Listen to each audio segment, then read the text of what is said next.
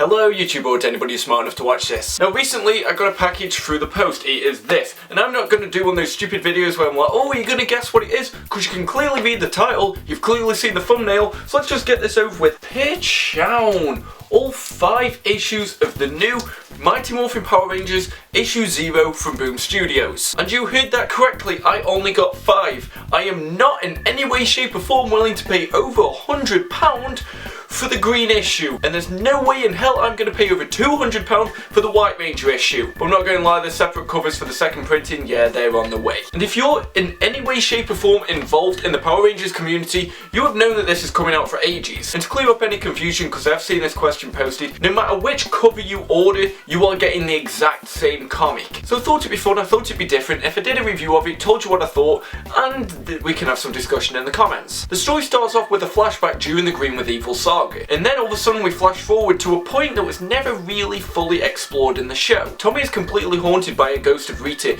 It's part of his self-conscious, and it's also sort of like the guilt that he's feeling for the damage that he inflicted on the Rangers whilst he was possessed. The other Rangers are trying to help him understand the condition that he's in, and also that they don't blame him for what happened, but at the same time he can't get rid of these thoughts. When all of a sudden Rita unleashes a new monster which the team then have to band together to destroy. There's quite a bit of tension between Jason and Tommy, and it ends with Scorpina returning back to Rita. There's also 2 side stories that are included. One's a Bulk and Skull story where literally nothing happens, and the other's a quick little story that features the Rangers going against Goldar. And because I'm not going to include them majorly in review, I'm just going to give a quick comment on each of those side stories. Now the Bulk and Skull part, this was not fun for me, and considering that it feels like the rest of the comic's going to take a darker look at it, I was kind of hoping we could abandon Bulk and Skull for once. Sure, it might feel like a bit of light-hearted relief, and I'm sure there are people that will enjoy this part of the story, but for me personally, didn't enjoy it. Now one thing I did enjoy, the art was much better in this section. I like that more cartoony and unrealistic style, so I liked that this was included. Now for the Goldar story,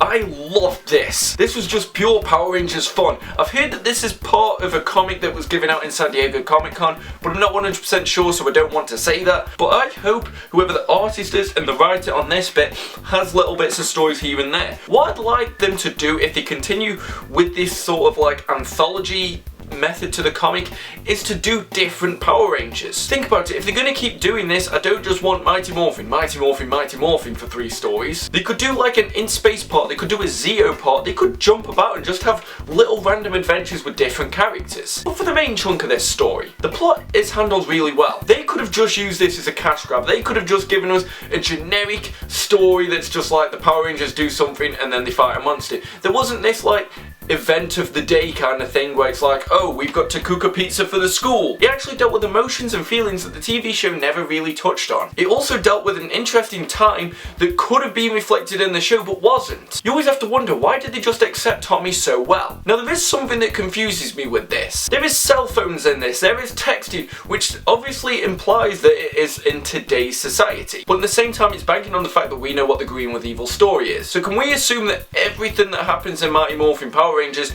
is going to happen in this universe, or are they going to take completely different like directions for it? I'm not as big of a fan of the art as I'd like. Now something that I did think was cool and interesting was that the costumes actually resembled that of the unofficial film that came out, I think it was last year. Don't get me wrong, the art's passable and the Megazords look really cool, the monster's designed in a great way, but it's just not the art that I like, and that's always going to be an issue with comics. It's passable and it never stops me from reading the book. I'm not going to stop reading it because of the art, but I just wish it had something that was a bit more vibrant, and I just wish the helmets were a bit different. But when the action does kick off, it really kicks off well. I'm looking at the page where the morphing sequence happens, and I actually felt myself sort of getting quite energized for it. And it was cool seeing how the Power Rangers react in different situations. At this point we see Kimberly break off the Pterodactyl Zord to go and save 2 cards, and the command center feels even more majestic than it does. It feels like they've touched up the element that sort of fell a bit flat in the show, maybe because of budget. But like I said, this is a very good introductory story.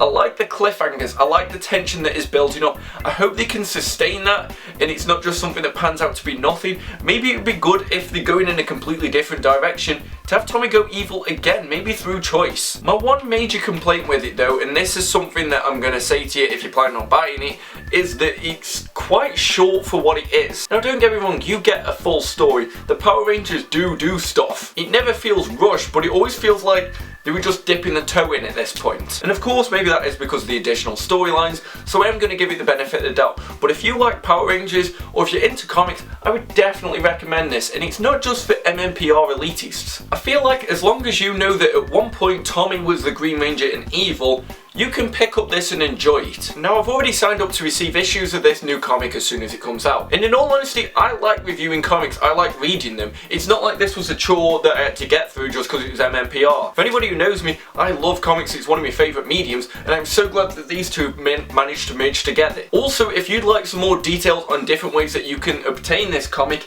there is going to be other ways if you don't want to wait each and every month for a new issue. But it's worth the price if you're a fan. I feel like if you're not a fan of Power Rangers, this won't get you into it though. But it's fun, it's interesting, and it does sort of intrigue me for what's to come. So it definitely does get one thumb up. Now, are you planning on buying this comic? Are you planning on following it? Did you enjoy the first issue if you brought it yet? If you could only pick up one cover, which one did you get? Leave them in the comments below and I'll get back to you as soon as I can. And if you like this video, please give it a thumbs up. And if you didn't like this video, why did you get this far? Please subscribe if you haven't already and check out my links. Remember one thing, I was Marcus Townsend, you were you, and you should put the U into success. All the best.